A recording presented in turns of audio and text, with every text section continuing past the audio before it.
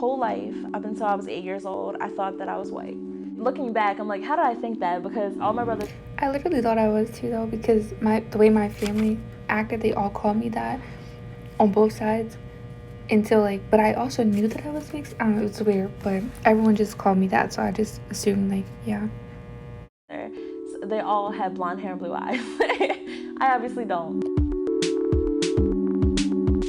I don't consider myself to be half anything unless someone asks what I'm really composed of, because I don't see myself as relating sometimes to this and sometimes to that. I'm just me.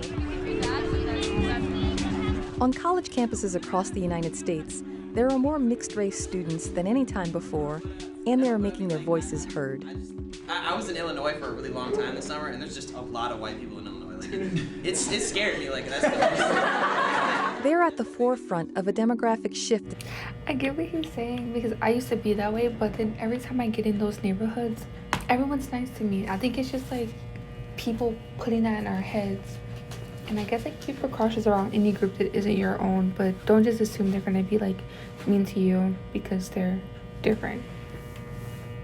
The United States, driven by Asian and Latino immigration and an increased number of ethnic and racial intermarriages.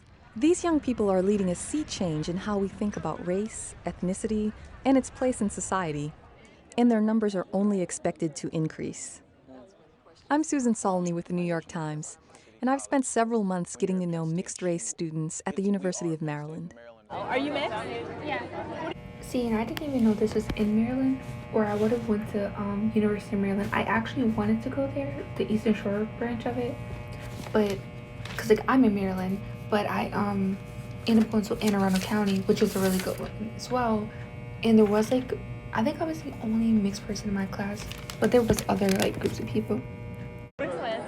Laura Wood is a 19-year-old college student. She's vice president of the school's Multiracial and Biracial Student Association. We talk about issues that relate to the multiracial, multicultural community. The group is dedicated to promoting multicultural awareness on campus. You guys should come out. Diversity. We're gonna have lemonade too. My responsibility has been to plan and conduct meetings. I realize that I can make a difference.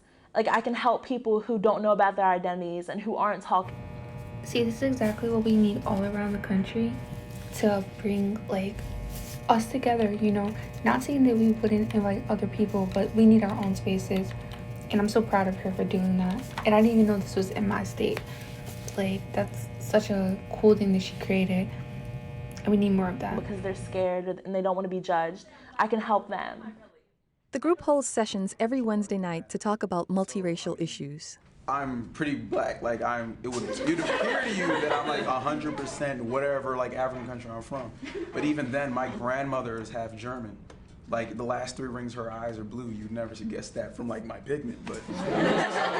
Automatically, when you're multiracial, you're different, and we understand that there's a lot of different perspectives and points of view that have to be shared.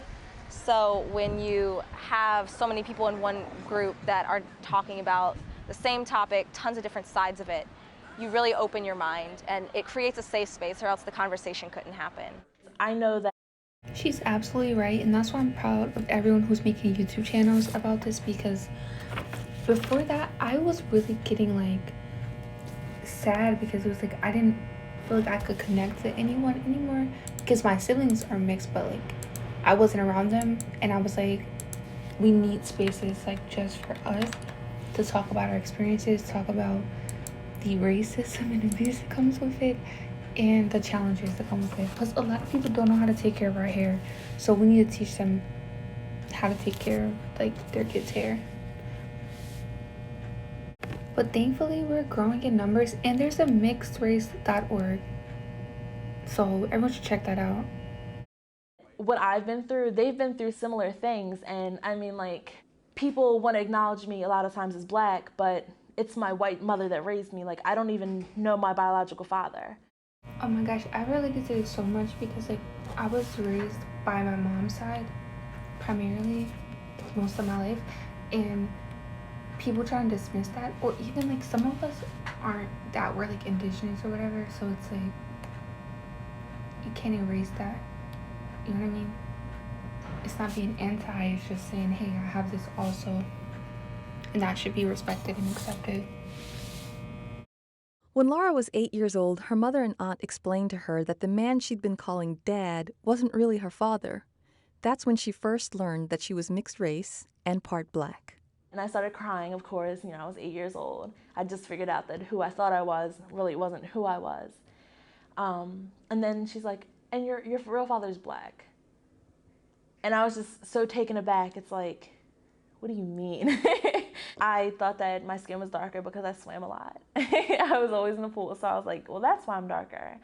And I figured my hair was curly when just because people have curly hair. It's like, so I'm really, really not who I thought I was. I identify myself as an African American. 18-year-old freshman. See, same here. Like, I always knew who I was, but like, I didn't really see a difference. I just knew I was excited about being who I was, which was mixed. Lauren Bozeman also comes from a white mother and an African-American father. You look at President Obama, who's definitely heralded as the first African-American president. People still identify you based on what you look like, okay? See, I hate when people say this, and I wonder who told him this, because that's not really true. It's only when it's convenient, and they literally bashed Obama so much for being that. Like, I remember my cousin who was like, he's not black. There was like another president who was, and they wanted him. They didn't want Obama. So that's kind of weird for him to say. Like, they didn't even like him. So I don't understand that. Just like with Zendaya, they didn't want her to play Aaliyah. It's just like, you can't pretend like these things didn't happen.